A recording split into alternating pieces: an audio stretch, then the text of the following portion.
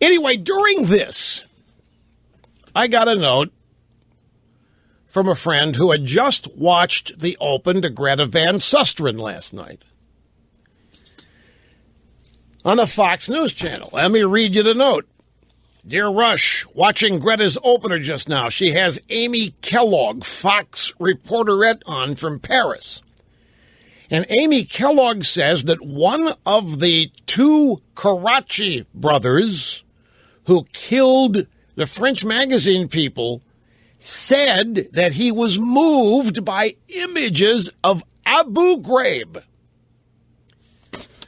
And my friend sent me this in a state of, two states. He was a state of panic and also a state of exaltation because he listened to the program yesterday.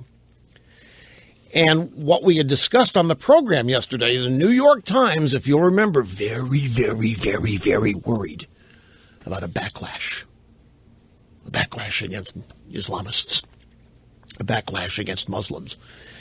And they were worried that being truthful in this story would create a backlash. We went through all of that.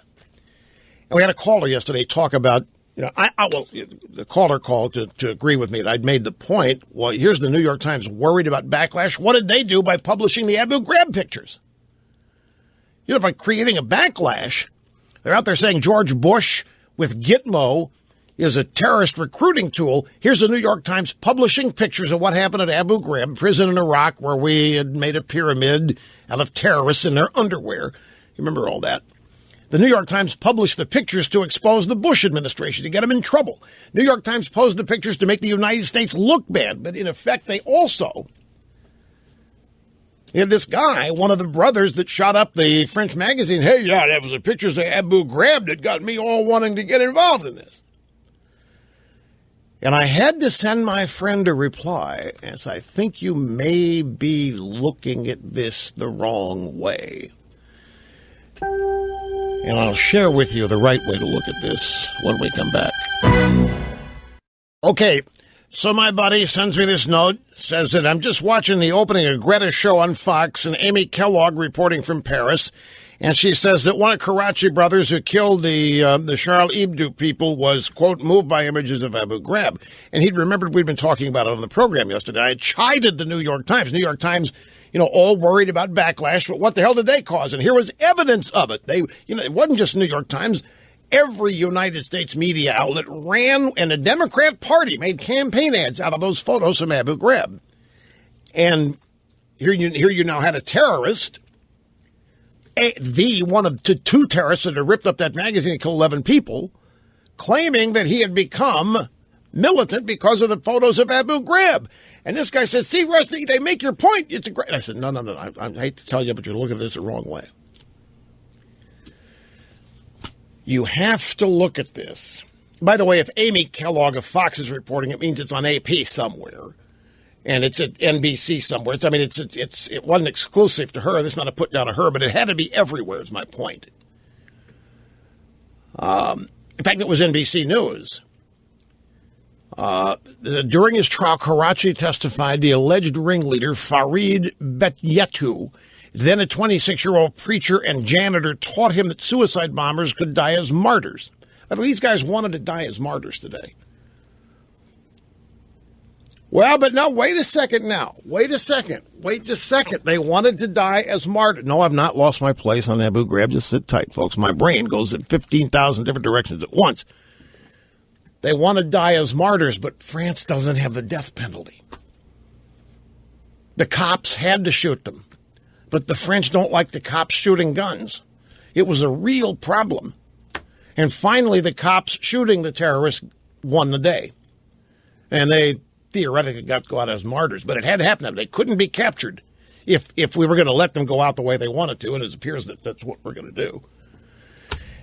Anyway, just an interesting sidelight to the I want to go out as a martyr story. France didn't have a death penalty, so that meant the cops have got to step up and start the journey to 73 virgins. Anyway, I told my friend, you're looking at this Abu Ghraib story all wrong. One of these guys that blew up the magazine claims he was inspired or angered or whatever, motivated to join jihad because of this. I said, you wait a couple days after whatever's going on here finishes. And I'm going to make the same prediction to you right now. That's what I told him last night. Okay, we've got an end to this now. The 2 terrorists are dead, 4 hostages dead, but this episode, till the next one happens, is now at its end. That means the retrospectives will begin by the time the Sunday shows come around. And a clear and reasoned look back, with now the smoke having cleared, the dust having cleared, and now the brilliant analysts will be able to tell us what really happened and why what really happened and who was behind it. I'm going to tell you, because this clown said it's almost like he had a line into the Democrat National Committee. Because what's going to happen here is the media and the Democrat Party and Obama, if he chooses to, are going to seize on this terrorist citing Abu Ghraib photos as an opportunity to blame this event at Charlie Hebdo on George W. Bush. Don't smirk. You're sitting in there thinking it never happened. You're sitting in there thinking, no way, ain't going to happen. Do you really think that it's not going to happen? Wait till the dust clears and wait till the emotion subsides and wait till these people on the left realize what they got. They've got a terrorist. Go back to the original reason they said they published the Abu Ghraib photos, to show how horrible the U.S. was and how we were sacrificing and way beneath our values. And this is why the world hated us. Okay. So we now have a terror event which has captured the world and paralyzed the world for 2 or 3 days, and one of the terrorists involved said he only did it because of the photos at Abu Ghraib. You don't think the Democrat Party and the American media are going to, when they realize it, seize on this and blame it on the war on terror?